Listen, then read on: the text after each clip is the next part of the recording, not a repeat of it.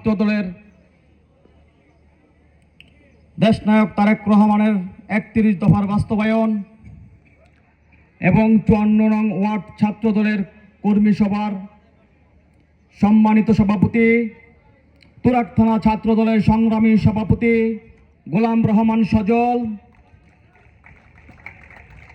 উপস্থিত ছিলেন। আজকের এই কর্মী সভার সম্মানিত প্রধান অতিথি ঢাকা মহানগর উত্তর বিএনপির সংগ্রামী আহ্বায়ক জনাব আমিনুল হক। আরও উপস্থিত ছিলেন আজকের এই কর্মী সভার সম্মানিত বিশেষ অতিথি ঢাকা মহানগর উত্তর বিএনপির সংগ্রামী সদস্য সচিব জনাব হাজী মোস্তফা জামান। উপস্থিত আছেন আজকের এই কর্মী সভার সম্মানিত উদ্বোধক, রাজপথ থেকে বেরিয়ে ওঠা নেতৃত্ব, তেজগাঁ কলেজ ছাত্র দলের সাবেক নেতা, ঢাকা মহানগর উত্তর ছাত্র দলের বিপ্লবী সভাপতি জনাব সালাউদ্দিন আহমেদ। বিশেষ প্রধান বক্তা হিসেবে উপস্থিত আছেন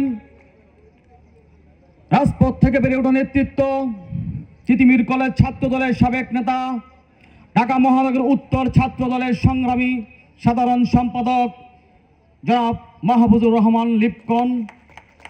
আমার সামনে উপস্থিত তুরাগ থানা ছাত্র দল, ঢাকা মহানগর উত্তর ছাত্র দলের অন্যান্য নেতৃবৃন্দ, তুরাগ থানা ছাত্র দল এবং ৫৪ নং ওয়ার্ড ছাত্র দলের নেতৃবৃন্দ সহ উপস্থিত সকলেই আমার সালাম নেবেন। আসসালামু আলাইকুম।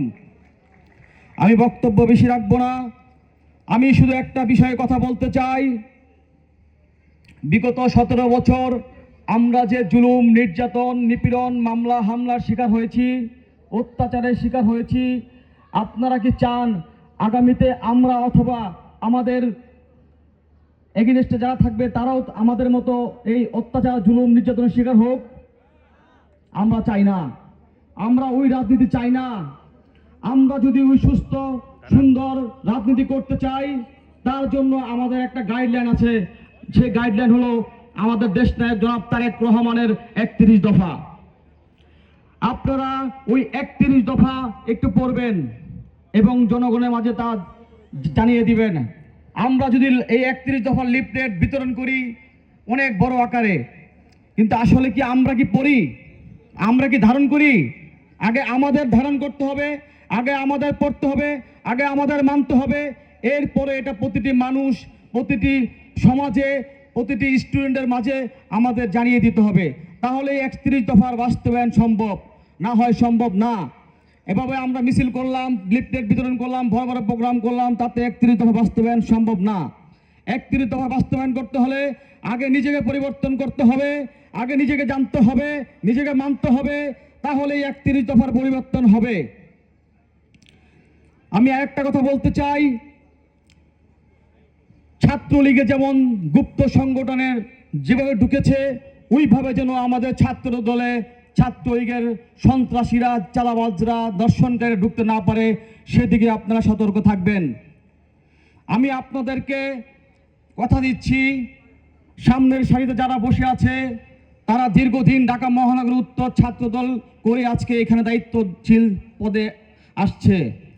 তারা আপনাদের সবাইকে চিনে এবং আমি বিশ্বাস করি বিগত স্বৈরাচার সরকারের যে আন্দোলনে আপনারা ছিলেন, ২৪-এর আন্দোলনে আপনারা ছিলেন, ইনশাল্লাহ আপনাদেরকে মূল্যায়ন করা হবে, আপনারা মূল্যায়িত হবেন ইনশাল্লাহ। ত্যাগী, যোগ্য, নির্যাতিত দিয়ে আগামীতে ওয়ার্ড কমিটি গঠন করা হবে।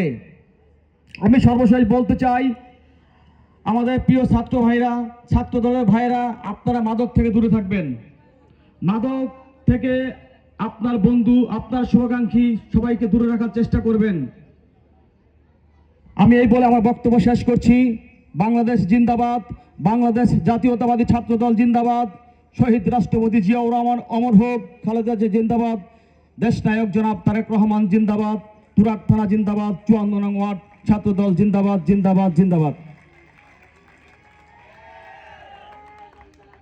ধন্যবাদ রবি ভাইকে তার মহামূল্যবান বক্তব্য দেওয়ার জন্য। ইতোমধ্যে আমাদের মাঝে